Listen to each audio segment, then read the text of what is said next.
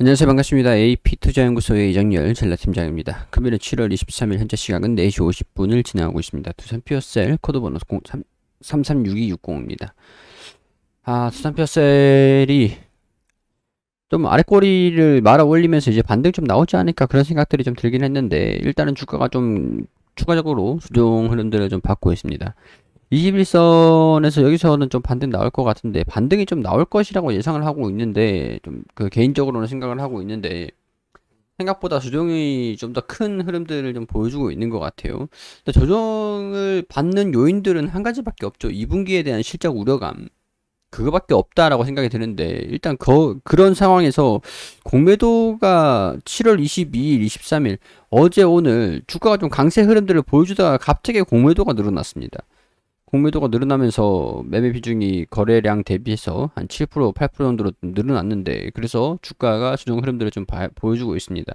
일단 수급을 좀 보니까 외국인들이랑 기관이랑 2분기에 대한 실적 우려감들 최근에 좀 매수하는 그런 것들 알고 매수를 좀 하다가 최근엔 단기적으로 차익 실현 매물들을 좀 보여주고 있고 개인 투자자들이 매수세를 좀 보여주고 있고 연기금은 계속 매수를 하고 있는 상황들인 것 같은데 일단은 나쁜 상황들은 아닌 것 같아요. 2분기 실적을 발표를 하고 난 다음에 그 다음에 올라갈 수 있는 모습들도 충분히 전망을 예상을 할 수 있는 범위 내에 있습니다. 한국조선해양 같은 경우에서도 2분기 실적이 굉장히 난리가 났어요. 2분기 실적이 어떻게 됐냐. 자, 여기 보면은 전망치를 보면은 이번에 실적 발표를 했던 게 영업이익이 적자가 마이너스 8,900억이 났습니다. 사상 최대예요. 적자 폭이. 근데 오히려 주가가 올라가고 있습니다. 왜냐? 이번 실적들을 미리 선 반영을 하고 악재가 끝났기 때문에 하반기에 대한 기대감으로 수주에 대한 기대감들 그런 것들로 반영을 주가 상승 흐름들을 좀 보여주고 있다라는 거죠. 주가가 2분기에 우려감으로 주가가 쭉 조정을 받았다가 오히려 주가가 적자를 발표를 했음에도 주가가 추가적으로 하락하지 않고 올라가는 모습들을 보여줬어요. 두산 피어셀도 마찬가지죠. 지금 이제 두산 피어셀도 조정을 받고 있는 상황들인데 아직까지 실적을 발표를 하지 않고 있는 상황이기 때문에 7월 27일 같은 경우에서 실적 발표를 하겠다라고 예상을 했으니까 자, 화요일이 27일입니다. 그렇기 때문에 지금 거래 기간이 월요일 26일, 화요일 27일, 월요일 거래가 끝나면 화요일 저녁에 언제 뭐 장 초반에 공시를 할지 마감하고 공시를 할지는 모르겠지만 실적에 대한 것들은 일단 체크를 할 필요가 있다는 거죠. 아직까지 실적이 적자가 날 것 같긴 한데 좀 2분기가 안 좋을 것 같긴 한데 적자가 안 날 수도 있을 것 같고 예측을 증권사에서도 2분기에 대한 실적은 예측을 지금 못 하고 있는 상태예요. 자, 그런 상황들인데 하반기부터는 이 기업이 성장을 할 것이다라고 보고 있는 거는 증권사들의 일관적인 그런 코멘트들입니다. 자, 일단은 어떤 환경적인 부분들이 있냐, 산업적인 영향들을 좀 보면 유럽에 이어서 미국도 탄소 국경세 움직임에 신재생 에너지가 꿈틀하고 있다. 탄소 국경세를 도입을 한다라고 하니까 수산업, 근임 케미칼, 탄소 중립 관련 수혜주로 거론되고 있는 두산 피어셀도 긍정적인 움직임들을 보여주고 있는 게 되겠죠. 유럽연합이랑 미국이 함께 친환경 산업에 박차를 가하면서 탄소 중립은 이제 피할 수 없는 과제가 됐다. 계속 이렇게 주목이 될 거예요. 국내에서도 가만히 있을 수가 있을까요? 절대 아니죠. 글로벌적으로 이렇게 따라간다라고 하면은 우리나라도 이제 선진국을 대열에 들었기 때문에 선진국이기 때문에 미국이랑 유럽연합에서 결정을 하는 거에 따라갈 수밖에 없습니다. 왜냐면은 최대 고객이 중국, 미국, 유럽이에요. 따지고 보면. 근데 거기에서 탄소 국경세를 도입을 한다 그러는데 탄소 중립을 하지 못하면은 고객을 그냥 잃겠다라는 얘기밖에 안 되거든요.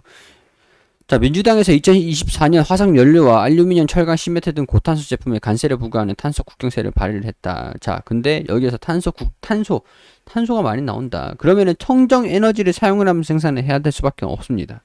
탄소 배출권을 사용을 하든가, 그렇게 뭐 돈을 좀 들여가지고 탄소 배출권을 사든가 아니면은 탄소 배출을 줄이지 않으면 글로벌 소비 시장에서 피해를 볼 수 있는 무역 환경이 조성되면서 친환경 기업의 수혜가 갈 수 있다. 그렇게 되면은 에너지를 확실하게 우리가 지금은 에너지를 생산할 때 수소 연료 쪽으로 상용화가 되어 있지 않고 있는 상황들이죠. 근데 수소 쪽으로 기업들 입장에서는 투자를 할 수밖에 없는 그런 환경들이 점점 만들어지고 있다. 그렇게 볼 수 있는 상황들이겠죠. 이제 수 쪽 산업들이 본격적으로 이런 할 수밖에 없는 그런 상황들이 되고 있습니다. 국내 수소, 풍력, 태양광, 재생에너지 업체들은 국내외 시장이 확대되면서 고성장을 지속할 것이다 이렇게 보고 있는 상황들이죠. 자, 그렇기 때문에 두산 퓨어셀 같은 경우에서는 수주 부진은 단기적이다. 그렇지만은 장기적인 성장은 명확하다. 상반기 수주 부진이 됐지만 상반기 수주 부진이 된 이유가 2분기 예상 실적으로는 매출 650억, 영업 적자 5억 원을 제시를 했다. 뭐 NH투자증권하고 다른 증권사들 같은 경우에서는 적자는 안 날 것이다. 아니 적자 날 것이다. 안 날 것이다. 그런 부분에서 의견이 분분해요. 2분기 실적을 확인해야 알 수 있는 부분들인 것 같습니다. 전망치 자체가 계속 왔다 갔다 하고 있는 상황들이니까. 자, 여기 이 내용들을 좀 보면 자, 자세하게 설명이 나와 있는데 KB증권 같은 경우에서는 여기 수소발전 의무화 제도 시행에 앞두고 세부 정책 발표가 조금 지연이 됐죠. 그래서 상반기 부진한 실적이 나올 수 있을 것이다. 상저하고 상반기에는 조금 낮을 것이고 하반기에는 높을 것이다 라고 보고 있는 상황들인데, 자, 일단 내용들을 좀 보면 영업손익이 전년 동기 대비 크게 축소할 것으로 전망되는 가운데 가장 큰 원인은 관련 매출이 지난해 3분기 발생했던 수주 공백, 영업에 대한 허가적인 문제가 좀 있었기 때문에 영업 활동들을 하지 못했어요. 산업의 허가 문제가 있었기 때문에. 그렇기 때문에 수주 공백이 좀 발생을 됐고, 생산 능력 확대 등에 따른 인건비 증가 등으로 영업이익률이 악화될 것으로 보여주고 있다. 상저하고 패턴을 나타낼 전망인데, 매출이 일반적으로 6개월, 12개월 시차를 두고 매출 반영을 하는데, 지난해 4분기 발생한 신주 수주를 3분기부터 시작을 할 것이다. 왜냐? 조기 납품을 하면서 조기 납품이 이루어지면서 4분기 매출에도 긍정적인 영향을 미칠 수 있다. 3분기부터 개선이 되고 4분기 매출부터 긍정적으로 볼 것이다. 신규 연료제 수주가 크게 부진했는데 내년에 HPS 수소 사용 의무화 제도가 도입이 되면서 시행이 되면서 세부 정책 발표가 지연되면서 발표가 이루어질 거다. 그러니까 10월 달쯤에는 이제 정책적인 발표가 좀 있을 것으로 예상을 하고 있는 부분들이고, 내년에 수소 사용 의무화 제도가 좀 진행이 될 것이라고 예상을 하고 있었는데 정책 발표가 조금 지연이 되고 발주가 좀 미뤄진 것이 주 원인입니다. 10월 중에는 수소법 개정이 진행될 것으로 전망됨에 따라서 여러 가지 정책적인 부분들이 본격적으로 시작이 될 것으로 보고 있어요. 지연됐던 정부의 수소 정책이 유지가 되는 한 시장 확대는 가시적으로 진행이 될 것이다라고 보고 있는 상황들이에요. 상반기에는 저조하겠지만은 하반기에는 긍정적이다. 상저하고다. 2분기 실적들이 지금 불확실하기 때문에 이런 것들에 대한 투자 심리가 조금 위축되고 있는 상황들이지만 하반기는 괜찮아요. 그렇기 때문에 우리가 대응을 좀 잡아가시면은 큰 문제는 없는 상황들이 좀 될 수가 있겠죠.